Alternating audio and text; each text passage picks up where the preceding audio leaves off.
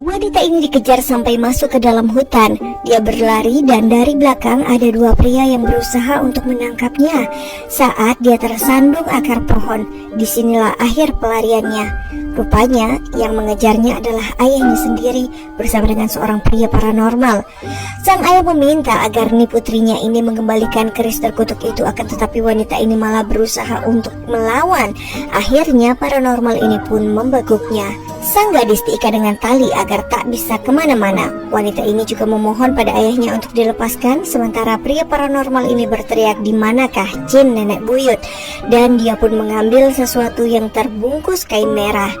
Setelah berhasil menangkap gadis itu pun diikat kencang agar tidak melarikan diri lagi. Tohman membaca berbagai mantra dengan kepala kambing yang tersaji, tasbih, dan dupa yang melengkapi prosesi pemusnahan benda keramat yang mengganggu kehidupan sang gadis. Sang ayah menatap anaknya dengan sedih, akan tetapi tiba-tiba gadis ini kerasukan dan berkata akan mengajak semuanya bersamanya masuk neraka. Jin itu berkata dia tidak akan pergi, dia akan mencari tubuh baru untuk dia tempati. Wanita yang kerasukan ini pun lalu menjungkil matanya sendiri hingga bola matanya terlepas sambil tertawa seram. Puluhan tahun pun berlalu. Si wanita yang bermata satu ini pun termenung menatap rumah megah yang dibangun di atas tanah keluarganya. Sementara itu satu keluarga sedang menuju Naratiwat, desa tersebut yang berada di perbatasan Thailand Selatan yang penduduknya Melayu Islam. Win mengajak keluarganya untuk pindah kembali ke kampung halamannya. Di rumah baru mereka, sang anak bungsu terpaku dengan foto seorang wanita di sana. Anak ini kemudian meminta kepada orang tuanya agar mereka kembali saja ke Bangkok. Sang ayah tidak bisa menjelaskan dengan gamblang permasalahan ekonomi mereka pada si anak. Mereka pun mulai membereskan barang-barang mereka. Joy, sang istri, menemukan buku tata cara melawan ilmu hitam jin. Akan tetapi di dalamnya hanya kertas kosong tanpa tulisan. Sementara barang-barang lainnya dibawa oleh dua putri mereka ke gudang untuk disimpan. Lin lalu menemukan sebuah tasbih yang dia pikir itu adalah kalung antik. Di tempat lain mereka menemukan tanduk binatang yang telah mengering. Mina lalu mengambil barang itu dan menyimpannya tanpa tahu apa itu. Lalu mereka mendengar sesuatu yang jatuh yang mereka kira itu adalah ulah tikus. Sementara di siang itu Win pergi ke pemakaman warga kampung sini. Warga yang lain pun menurunkan jasad itu masuk ke dalam liang kubur. Akan tetapi tiba-tiba jasad itu bergerak sendiri membuat warga pun panik. Lalu tak lama ada seorang warga yang tiba-tiba kerasukan. Win melihat ini penuh ketakutan, tapi tampaknya kerasukan jin adalah hal yang sering terjadi di desa ini. Mereka berkata ini pasti ulah jin nenek buyut. Lalu datanglah seorang ustadz yang sering mengusir jin jahat yang gemar merasuki tubuh manusia. Pria ini mendekati wanita yang raut wajahnya mengerikan dengan pembuluh darah yang nampak menonjol. Bapak ini pun lalu menyuruh jin itu untuk pergi. Tiba-tiba suaranya pun berubah menyeramkan. Pria itu adalah Tohma yang dahulu menangkap jin nenek buyut. Pria tua ini membacakan ayat kursi di depan wanita yang kesurupan ini. Setelah membaca ayat kursi, dia pun meniup tubuh wanita ini hingga memuntahkan cairan putih berbusa dan wanita ini pun sadar. Kemudian Win menyapa Tohman. Setelah sekian lama tak bersua, malam harinya Mina memandangi tasbih yang dia bongkar dan dijadikan kalung itu, juga cakar hewan yang dia simpan. Dini hari Mina terbangun karena lapar. Dia pun pergi ke dapur untuk mencari sesuatu yang bisa dia makan. Setelah dia mendapatkan snack, dia berniat untuk kembali ke kamarnya. Akan tetapi saat dia berjalan, dia dikejutkan dengan pintu yang bergetar sendiri seperti ada yang mendorong dari dalam. Mina melawan rasa takutnya dan berjalan mendekati pintu yang bergerak itu. Dia pun berusaha untuk membuka pintu itu, namun sepertinya pintu itu terkunci dari dalam. Lalu kira-kira apa yang akan terjadi pada Mina selanjutnya? Kita lanjut lagi di next part. Gadis ini terbangun dini hari karena lapar. Dia pergi ke dapur untuk mencari makanan dan langsung kembali lagi ke kamar. Akan tetapi saat dia melangkah, Mina terperanjat mendengar gagang pintu yang bergerak dari dalam dengan sendirinya. Antara takut dan penasaran, Mina memeriksa ruangan yang berada di ujung lorong itu. Dia pun berusaha membukanya, namun Tiba-tiba gagang pintu itu pun lepas sendiri. Beberapa tikus keluar dari ruangan kosong itu hingga membuat Mina ketakutan dan bergegas ingin pergi ke kamarnya. Tapi pintu itu kemudian menutup dengan sendirinya dan muncullah sesosok manusia berkulit hitam besar. Karena lorong di lantai 2 ini masih gelap, Mina tak bisa melihat bayangan siapa yang berdiri di dekat ruangan itu. Mina terpaku, lalu saat azan subuh terdengar, bayangan itu pun seketika menghilang. Sementara di tempat lain, seorang wanita tua misterius membaca kitab ilmu alam gaib. Dari apa yang tertulis dikatakan bahwasannya jin dasi menyebabkan peperangan serta kebencian di hati keturunan Adam. Salah satu cara untuk mengatasi jin adalah dengan melawannya dengan jin juga. Lalu pagi harinya, Lin kedatangan tetangga yang ditugaskan Chad untuk memperbaiki pintu. Naslin membawa seorang ponakan bernama Lee untuk memperbaiki pintu itu. Lin pun kemudian mempersilakan masuk dan menunjukkan pintu yang rusak. Karena seumuran, Lin dan Lee cepat akrab. Sementara Naslin menunggu di lantai bawah sembari melihat-lihat foto keluarga Win di sana. Di saat yang sama, Joy sang istri pun menyapa sembari berkenalan. Mereka pun berbincang dengan ramah. Sebagai tanda perkenalan untuk Joy, Naslin pun memberikannya oleh-oleh. Sore harinya di tempat yang berbeda, wanita yang kesurupan di pemakaman kemarin kembali kesurupan lagi. Seorang pria bertanya berulang-ulang kali, "Siapa Tuhanmu? Siapa Tuhanmu?" Karena wanita ini pun terus meronta-ronta, Nisrin pun berusaha untuk membantu kakaknya yang berprofesi sebagai paranormal. Nisrin lalu terkejut karena jarinya digigit oleh si wanita yang kerasukan ini. Setelah pasien tersebut sembuh dan pamit pulang, Nisrin berkata pada kakaknya bahwa dia ingin sekali menjadi seorang dukun wanita. Ia ingin sekali mempelajari ilmu sihir untuk membalas dendamnya. Namun tradisi di keluarga mereka, wanita tidak boleh belajar sihir apalagi menjadi seorang paranormal.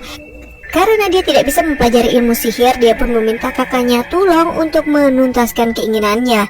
Dia pun kemudian memberikan foto keluarga Win lengkap dengan istri dan kedua anak gadisnya. Wanita ini sengaja mengambil foto itu dari rumah hanya untuk mengirimi sihir pada keluarga itu. Pulang ke rumah, Joy dan suaminya pun bertengkar. Suasana berubah menjadi panas karena suaminya yang sering pulang telat. Karena terlibat adu argumen, mereka pun saling menyalahkan. Hingga mereka pun tidur terpisah di malam harinya. Kondisi jendela terbuka saat Joy sedang tidur. Lalu muncullah seekor kalajengking yang berjalan di tepi jendela memasuki kamar Joy. Lalu tiba-tiba, selimut ini bergerak sendiri. Selimut itu seperti ditarik oleh entitas yang tak terlihat hingga membuatnya terbangun kedinginan. Dia melihat jendela yang terbuka. Dia pun berniat untuk menutupnya. Namun tiba-tiba dia tertagun melihat ada sosok yang mengerikan berdiri tepat di depannya menatap dirinya. Sungguh sosok itu sangatlah seram. Kalajengking yang ada di jendela ini pun kemudian menyengatnya. Joy kemudian mendengar kalimat yang aneh dari sosok mengerikan itu. Jin itu berkata jika Joy akan segera menjadi budak iblis. Di waktu yang sama, Win terbangun mendengar teriakan histeris dari anaknya. Lin dikejutkan dengan kambing yang dibunuh dan digantung di halaman mereka, dan tubuhnya pun dicabik-cabik. Jin ini semakin brutal meneror keluarga ini. Sampai di pagi harinya, Joy merasa tak enak badan hingga dia tak berhenti muntah-muntah. Mungkin dia sakit karena digigit kalajengking. Sementara sang anak Lin duduk di pinggir pantai melihat kembali dan mengirimkan foto bangkai hewan semalam pada teman sekolahnya. Di sini temannya berkata agar Lin lebih baik kembali saja ke Bangkok. Namun Lin berkata itu tidak bisa karena dia tidak punya rumah lagi di Bangkok. Lalu tiba-tiba dia didatangi oleh sosok nenek nih yang bermata satu dan bersekutu dengan jin. Sementara Joy sang ibu pun sudah mengalami muntah darah. Apakah akan ada korban nyawa dari teror jin Dasim ini? Kita lanjut lagi di next part. Wanita ini mendengar suara anaknya yang memanggilnya di tengah malam. Joy mengikuti kemana perginya anak itu. Ternyata sosok yang menyerupai Lin itu pun masuk ke ruang kosong. Saat dia berada di ruang bawah tanah, ada sekelebat bayangan yang mengganggu dirinya. Di samping itu, dia juga mendengar suara Lin yang terus memanggilnya. Tak berselang lama muncullah bola kecil yang menggelinding di depan kaki Joy. Saat diambil, ternyata bola itu adalah bola mata milik nenek nih. Di ujung basement, Joy melihat anaknya Lin duduk sendiri dengan kepala yang bergetar. Jadi dia pun berusaha untuk mendekati anak itu. Namun ternyata Lin sedang sibuk memakan kambing mentah dengan mulut yang penuh darah. Joy lari ke atas untuk kembali ke kamar, namun pintu ruangan ini terkunci rapat hingga dia tak bisa membukanya. Dia terus berusaha, tapi itu pun percuma. Tiba-tiba kursi goyang yang berada di ruangan ini pun bergerak dengan sendirinya. Dan sosok jin hitam mengerikan muncul tepat di belakang kepalanya dan berbisik, "Siapa Tuhanmu?" Joy yang ketakutan berteriak meminta tolong dan memanggil-manggil nama suaminya. Esok paginya, Joy terbangun di dalam kamar. Dia ingat peristiwa mengerikan semalam. Usut punya usut, jin itu adalah jin yang dahulu merasuki nenek Ni. Saat itu Tohman merukiah Ni yang saat itu masih muda dan kerasukan iblis nenek buyut. Wanita ini terus meronta dan melawan seolah tidak mau pergi dari tubuh nenek Ni. Tohman mendekati wajah wanita ini dan membacakan doa.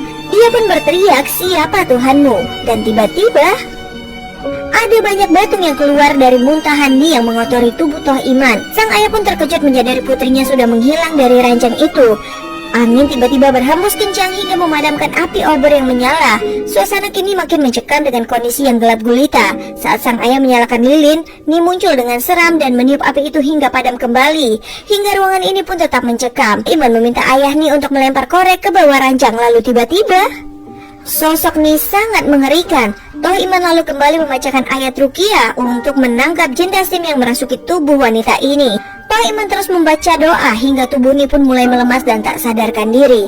Kembali ke waktu sekarang di mana Joy memeriksakan tangannya yang terkena sengatan kalajengking. Sementara Tulong dan Nasrin sedang membacakan mantra untuk mencelakai Mina dan Joy malam itu. Malam ini saat mereka berdua membeli makanan di pinggir jalan untuk mengisi perut yang keroncongan, Mina mendengar ceramah yang menjelaskan tentang bahaya ain atau tatapan iri manusia. Ain dapat menyebabkan kematian dengan cara yang sangat kejam. Mina juga melihat bangkai kucing yang mati tertabrak di tengah jalan. Setelah membeli makanan, Joy dan Mina pun pulang menggunakan mobil. Tepat di persimpangan, tiba-tiba mesin mobil ini pun mati. Mina berkata, "Siapa itu yang berdiri di tengah jalan?" Joy rupanya juga melihatnya. Lalu tiba-tiba mesin mobil ini pun kembali hidup. Lalu sosok misterius itu pun menghilang. Mereka bergegas pergi, namun tiba-tiba sebuah truk melaju dari arah lain dan menabrak mobil mereka hingga mobil ini pun terguling beberapa kali. Joy pada saat itu sempat sadar dan samar-samar melihat ada sosok hitam yang berdiri memperhatikan mereka. Di tempat yang berbeda, Win juga diganggu oleh sosok misterius seperti seseorang dengan jubah hitamnya berdiri di tengah jalan sendirian. Saat Win menoleh, sosok itu pun sudah hilang. Saat dia mengambil kunci yang jatuh, tiba-tiba Win kembali diteror makhluk ini sampai Kat datang mengabarkan anak dan istrinya mengalami kecelakaan. Saat Win ke rumah sakit, anaknya Lin sudah berada di sana. Gadis kecil ini sangat terpukul saat dokter berkata bahwa kakaknya Mina sudah tak terselamatkan lagi. Gadis kecil ini pun sampai sulit untuk menyampaikannya kepada ayahnya. Dia hanya berkata bahwa dia ingin kembali ke Bangkok dan menangis histeris. Akankah mereka kembali ke Bangkok atau mungkinkah akan jatuh korban berikutnya? Kita lanjut lagi di next part. Sakit hati dicampakkan, wanita ini meminta dukun untuk mencelakai keluarga mantan suami sirihnya. Sementara itu, karena gangguan jin, gadis ini harus meregang nyawa. Meski berbeda keyakinan, Toh Imam dan tetangga yang lainnya pun tetap datang untuk berbelasungkawa. Li lalu terkejut melihat ada arwah Mina yang berdiri di sana. Toh Imam berkata bahwa itu adalah jin korin yang menyerupai Mina. Esoknya, Joy sang ibu yang selamat dari peristiwa maut ternyata belum tahu bahwa anaknya sudah tiada. Ketika dia tahu betapa hancur hatinya, dia pun menjerit histeris menyalahkan Win. Malam ini, Nasrin kembali mendatangi kakaknya Tulong. Sang kakak pun mulai melakukan ritualnya lagi. Sang kakak berkata, "Kali ini kau harus menepati janjimu pada jin. Jika tidak, maka bahaya itu akan berbalik padamu." Foto Lin pun dibakar dan dimasukkan ke dalam kendi itu. Dukun ini terus membaca mantra-mantra dan Nasrin pun percaya akan itu semua. Win mendatangi Nisrin, ternyata baru diketahui bahwa Nisrin ini adalah mantan istri Siri yang dia tinggalkan. Li yang mendengar itu baru tahu kalau ternyata tantenya pernah menikah dan menggugurkan kandungan. Mendengar ada yang datang, Li pun bersembunyi, entah siapa itu, tapi dia meletakkan toples berisi janin yang diaborsi. Li membawanya kepada tantenya dan Win dan menunjukkannya. Dulu kala Win meninggalkan Nasrin dan menyuruhnya untuk aborsi, Nasrin pun mulai kehilangan akal dan menghunuskan keris ke arah Win. Saat Win pasrah dan berlutut, dia berkata bunuh saja dirinya dan jangan keluarganya. Lalu abangnya menghalangi keris itu dengan menggunakan tangannya dan menyuruh wanita ini untuk berhenti melakukan hal gila. Dukun ini lalu memberikan boneka yang diikat tali yang dia sebut jimat untuk menghentikan kutukan itu. Win pun langsung pergi dan Li pun menyusulnya. Di jalan, Win menelpon temannya Chad untuk menjaga Joy yang berada di rumah sakit, sementara dia akan menjemput Lin yang sedang tidur sendirian di rumah. Saat anak ini tertidur, tiba-tiba Tak lama, Lin mendengar kakaknya Mina memanggil-manggil dirinya dan menyuruhnya untuk bangun. Lalu tiba-tiba ada yang memukul kepala anak ini sampai berdarah.